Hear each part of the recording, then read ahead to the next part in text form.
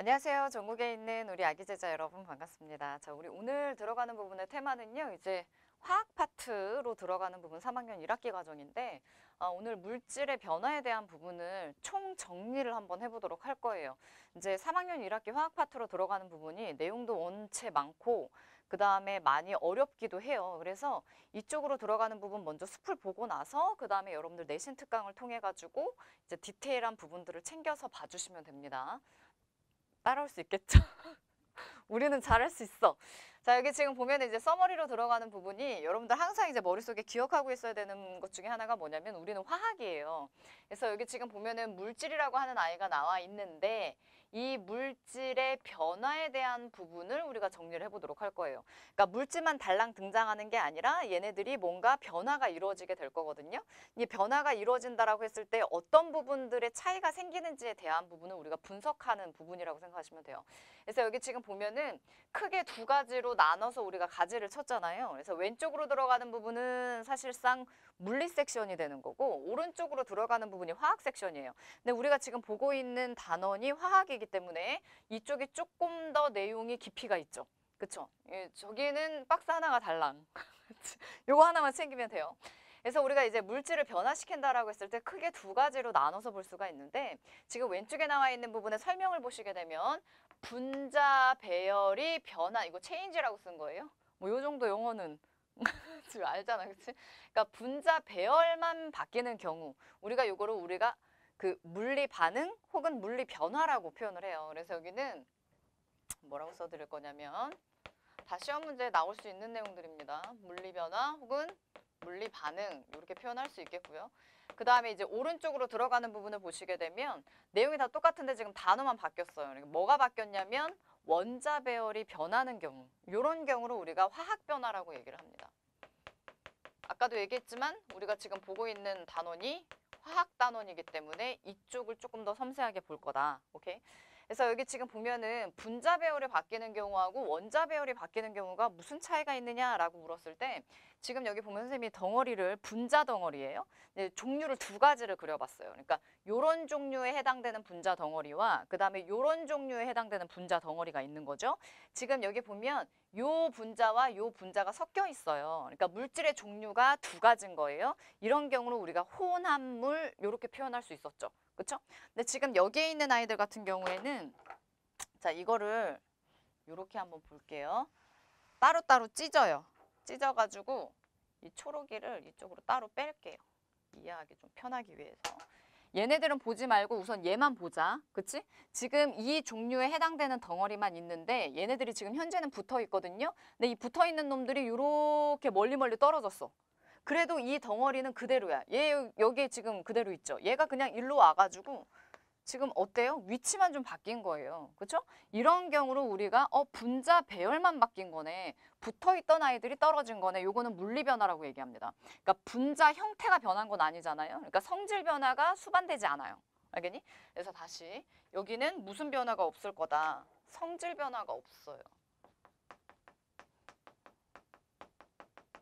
성질 변화가 없다라고 하면 분자 형태가 변하지 않았다라는 얘기하고 동일시 됩니다. 아시겠죠? 선생님 그러면 이쪽으로 들어가는 화학 변화는 성질 변화가 있는 건가요? 바로 그거지. 반대일 거 아니야.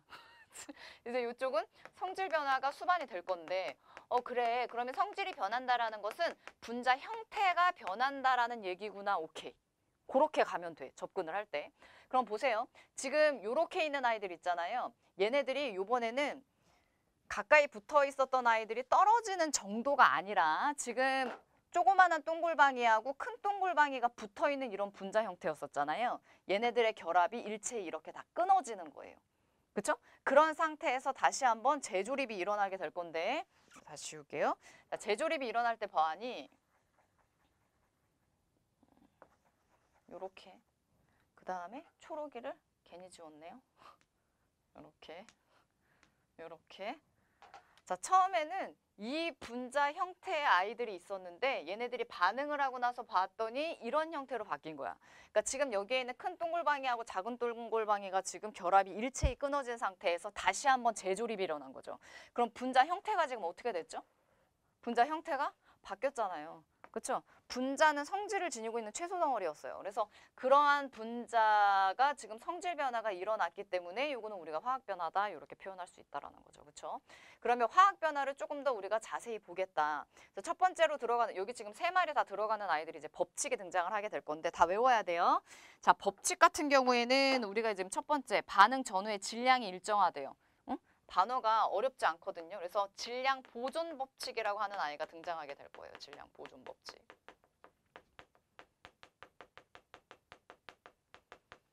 자, 그 다음에 기체 간의 부피비가 일정하다라고 지금 얘기를 하고 있는데 얘네들은 조건이 하나 붙거든요. 반드시 기체가 등장을 해야 됩니다. 혹시나 문제상에서 액체하고 고체가 나오게 되면 이 법칙 성립함을 우리가 확인할 수 없어요. 그래서 얘네들은 기체가 반응했을 때 나오는 법칙이거든요. 그래서 기체 반응 법칙. 자, 그 다음에 이제 질량 보존 법칙에서 이렇게 따라와가지고 뭔가 법칙 하나가 더 나오게 될 건데 지금 여기 보면은 화합물을 우리가 본다라고 했을 때 성분 원소의 질량비가 일정하다라는 법칙이래요. 요거를 우리가 일정 성분비 법칙이다 이렇게 표현할 수 있어요. 일정 성분비 칸이 모자르겠는데 법칙 이렇게 일정 성분비 법칙. 지금 아래쪽에 칸이 하나씩 비워져 있는데 저기는 이제 과학자 이름을 좀 써드리려고 해요.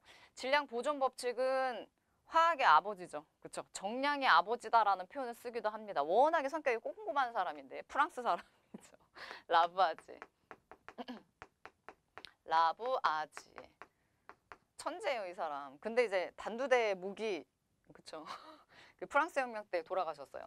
그다음에 이제 기체 반응 법칙 같은 경우에는 우리가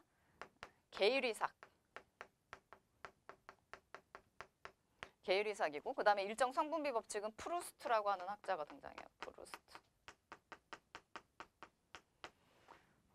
학자 이름에 대한 부분은 학교에서 가르쳐주는 경우가 있고 그렇지 않은 경우가 있는데 가르쳐주지 않았으면 뭐 굳이 암기할 필요까지는 없어요. 근데 여러분들 이제 내신 특강을 신청해서 이제 듣게 되면 각각에 해당되는 학자들의 스토리텔링도 다 얘기를 해드리거든요. 그러니까 그 부분도 여러분들 챙겨서 들을 수 있었으면 좋겠어요. 화학이 좀 더 재밌어져요. 그러니까 역사, 그러니까 세계사적인 부분도 같이 우리가 건드리고 그러면서 이때 당시에 이 학자들이 이렇게 연구를 했겠구나. 여기에서 브레이크가 걸렸겠구나. 근데 이렇게 헤쳐나갔구나라는 부분에 대해서도 쌤이 내신 특강에서 스토리텔링으로 다 설명을 해드렸어요. 지금은 써머리기 때문에 다 설명 못해요. 그래서 여기 지금 나와 있는 반응 전후 질량이 일정하다라는 거는 뭐 대충 느낌 오잖아. 그러니까 뭔가 반응물이 있을 거고 얘네들이 반응을 하고 난 후에 생성물이 만들어지게 될 건데 요거의 질량과 요거의 질량이 또이 어땠다라는 거야? 같았다라는 거지. 그치? 요거를 우리가 질량 보존 법칙이라고 얘기를 해요. 그래서 본의 아니게 너희들이 이제 문제에 접근을 하게 되면 계속해서 숫자가 나오고 숫자 뒤에 g이라고 하는 혹은 킬로그램이라고 하는 질량에 해당되는 단위가 계속해서 눈에 보이게 될 거예요. 되니? 자, 그 다음에 이제 기체 간의 부피비 일정한 기체 반응 법칙 같은 경우에는 부피비에 대한 부분을 보는 거잖아요. 그래서 얘네들은 우선 기체가 등장해야 된다라는 거 하나, 그걸 제일 먼저 검토를 하셔야 돼요. 그 다음에 이제 두 번째로 들어가는 부분이 단위를 체크를 하셔야 돼요. 오케이? 그러니까 부피라고 하는 것은 우리가 쉬운 말로 표현하면 크기를 표현하는 거예요. 그러니까 3D예요. 2D가 아니라. 그러니까 차지하는 공간을 우리가 부피라고 얘기를 하는데 얘네들 같은 경우에는 단위가 질량 같지 않고 밀리리터가 제일 많이 나오고요. 그 다음에 길이 단위에 해당되는 센티미터라든가 혹은 미터의 세제곱. 요런 아이들이 등장을 하게 되면 요거는 부피에 대한 부분을 출제자가 표현한 건데 그러면 이거는 부피비니까 기체 간의 부피비를 얘기한 게 아닐까? 기체 반응 법칙에 대한 부분을 얘기하고 있는 건가 보다. 이렇게 여러분들이 이제 접근을 하시면 됩니다.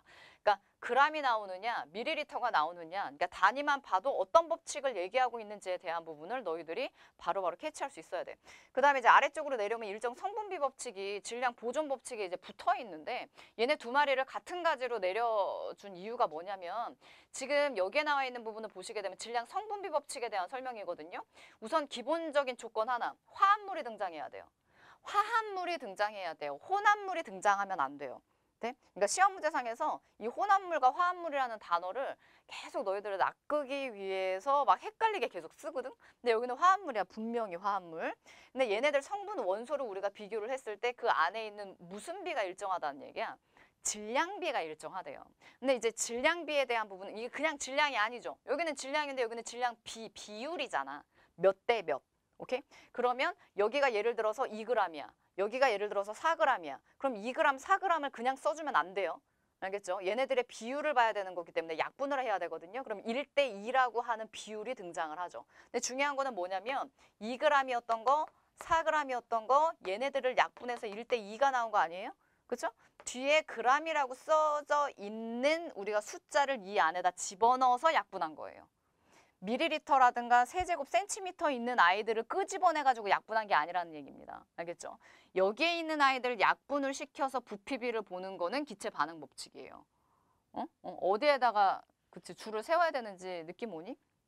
그리고 이 혼합물하고 화합물에 대한 부분은 쌤이 뒤에서 용어 정리 다시 한번 또 해드리기는 할 건데 지금 화합물이라고 얘기를 했잖아요. 그러면 지금 얘를 B라고 놓고 얘를 A라고 한번 놔보자. 서로 두 마리는 지금 서로 다른 공간 안에 존재한다라고 우리 가정을 해볼게요. 지금 A 같은 경우는요. 지금 한 가지의 물질 종류로 이루어져 있어요. 그쵸? 순물질이에요. 되니? 그리고 이 B로 들어가는 아이는 이러한 덩어리도 있지만 이러한 덩어리도 있지. 그럼 얘는 혼합물이 되는 거야. 그래서 이 B라고 하는 놈을 가지고 우리가 일정 성분비 법칙에 대한 부분은 확인 못해요. 오케이? 그럼 누구를 확인할 수 있는 거냐? 얘만 확인할 수 있어. 네? 그러면 이거를 우리가 비율을 봐야 되는데 질량 비율을 지금 여기에 나와 있는 그림만 딱 보고 쟤는 질량이 2g이고 쟤는 질량이 4g이다 이게 눈에 들어와? 보여 그게? 보이지 않는다고요. 그래서 저 그림을 따로 뺄게요. 자, 지금 이 화합물을 보니까 큰 동글방이에다가 작은 동글방이가 개수를 한번 볼게요. 한 마리죠. 그쵸? 이 화합물 하나 만드는데 그 다음에 작은 동글방이가 지금 두 마리가 필요해요. 여기서 말하는 1대2라고 하는 아이는요. 개수비예요. 질량비가 아니에요. 응? 질량비가 아니라고. 이거 애들 많이 털려와. 근데 지금 문제상에서는 질량비를 물어보는 거거든요. 그러면 시험 문제상에서 출제자가 이 큰 동글방이 있잖아. 얘네들은 16g짜리야. 그 다음에 작은 동글방이는 1g짜리야. 그러면 큰 동글방이 한 마리만 사용이 됐으니까 1 곱하기 16, 16g이겠죠? 그쵸? 그 다음에 조그마한 동글방이는 하나당 1g인데 두 마리가 사용이 됐으니까 곱해주게 되면 2g 나오거든요. 지금 뒤에 g이 들어가 있죠. 그럼 질량에 대한 부분을 표기한 겁니다. 오케이? 그런 상태에서 우리가 이거 2단으로 약분할 수 있잖아요. 2, 8에 16, 2, 1은 2. 그럼 8대 1이 나오네. 이 8대 1로 들어가는 아이가 이제 드디어 뭐가 되는 거예요? 이게 질량비가 되는 거예요. 그러니까 일정 성분비 법칙을 학생들이 어려워하는 이유가 뭐냐면 개수비하고 질량비에 대한 부분을 구분 못하는 학생들은 반드시 여기서 털려요. 오케이? 그러니까 개수비를 먼저 너희들이 도출을 하고 여기에서 질량비를 끄집어낼 수 있어야 돼. 그리고 질량비로 들어가는 부분은 단순히 그림만 봐가지고는 우리가 몇 대 몇인지를 알아차리기가 어려워요. 그래서 출제자가 보통 문제 맨 마지막 상에다가 수소는 몇 g이다 하나당, 그 다음에 이제 산소는 몇이다 이런 식으로 질량에 대한 부분을 언급을 해드릴 거예요. 그러면 이런 식으로 너희들이 활용을 해서 얘네들의 질량비가 1대 8이구나 뭐 8대 1이구나 이런 부분을 너희들이 결과로 정답 추려낼 수 있어야 돼. 무슨 차이가 있는지 알겠니?